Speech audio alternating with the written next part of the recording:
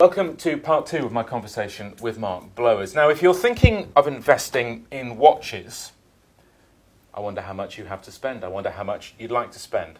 A cool million, maybe? A cool million will get you the stock of this case, which it staggers me, actually, that there can be so much value in a watch, but there is. Yeah, there are sort of retailers and dealers and pieces which have retailed and gone at auction for up to 15 million.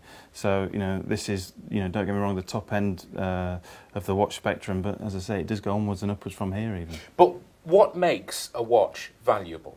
It can be a combination of things. It can be down to the setting of the watch. Is it heavily diamond set? It can be due to the functions of the watch, minute repeaters, tourbillons, perpetual calendars, or it can be to the rarity. The example of the Paul Newman Daytona here. Yes, now, let's have a look at this, because am I allowed to get these out? Am I allowed to touch these? Yeah, if you buy it, Blay, we can If I break it, I buy it. Yes, thank you very much indeed. Now, this is, it's a very pretty watch, and this is actually a second-hand watch. Absolutely, yeah. But very plain. Very plain. It's a Rolex, which is a make that I recognise, obviously, that most people will know of. And this watch is? That would be £65,000. £65,000 for this watch. Why? It doesn't have any diamonds. No. It's second-hand. Yeah, absolutely. Well, it's a 1966 Paul Newman Daytona with an exotic dial. I mean, the technical information and the reasons and why for some of these watches are at the levels they are, the information is phenomenal behind them.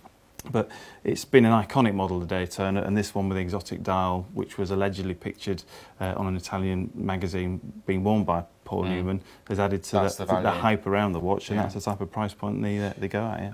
So what about the level of investment? I mean, if we look at these, as beautiful as they are, at more a level of business and investment, which is clearly what we're talking about here. Yeah, absolutely. How good an investment are they? If you buy the right watch and you're advised correctly, very good. There wouldn't be a week that goes by where we would take a watch into stock and give the customer more than they paid for it, even as little as a year or two ago. Some of the brands that we deal with, Panerai, the vintage Rolex, some of the Audemars Piguets, Jaeger-LeCoultres that we've retailed to customers at the level we've sold them are very, very keen prices, and the margins we work on are tight. So that makes for good business. If people are coming back to us with pieces that they've bought from us a year or two ago, and you're almost giving them, in some cases, more than what they've paid for them, that's obviously a very successful business model to follow. Again, on the business side, I mean, it's interesting, isn't it? When we hear of years gone by, the old bartering and things like that. But if you look at, obviously, watches now, but gold and diamonds. Yeah. Is that still that level of business there? You go and you barter and you can buy and you sell? There is, and again, this is, a huge influence that the internet has had, where people speak to you on a daily basis and they're massively informed about the product they're looking to purchase. So, part of the reason we've, held our own and continue to grow is we keep abreast of all the information that's out there. And knowledge of the product, of course, is paramount importance. If somebody's calling you up and they've spent a week or two investigating a watch online, and if you aren't familiar with that information, you can sort of lag behind a little bit. But in this case, on these type of products, we're very educated with what we've got, and the prices are special that we offer them at. Rolex, we know, probably the best known, I suppose, in the sort of high-end watch market. IWC is another make that you've got there. Which would you say is the rarest model here? Well, I mean, again, you'd look at the Newman Daytona as being one of the rare ones. There's a lot of limited editions. The pink gold Audemars Piguet Grand Prix, it's a limited edition piece of 650.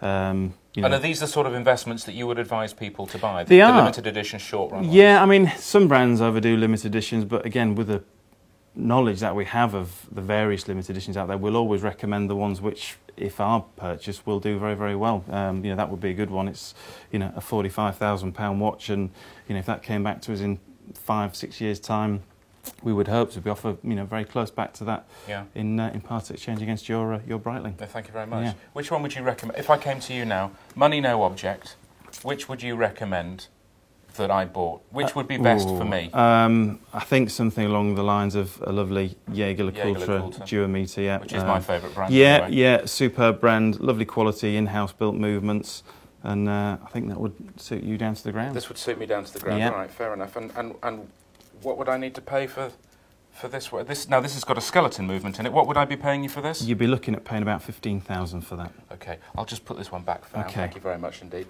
Is it a busy market? I mean, one would have thought when you're paying this price for watches, it wouldn't be, but is it? Yeah, well, I think if we just relied on, I suppose, local business, you would find that you wouldn't get a huge amount of inquiries. But again, thankfully, with the website presence that we have, we're dealing with people internationally every day. So, you know, some rare watches here at, 100 or 2 watches ever made, and they're a popular brand. You multiply that by a worldwide interest, and you're going to find you're going to get a lot of inquiries, which we do. Well, continued success with that. Thank you very much. Thank you very much. Nice to know that despite the fact that I said money was no object, he only sold me the £15,000 watch, not the £65,000.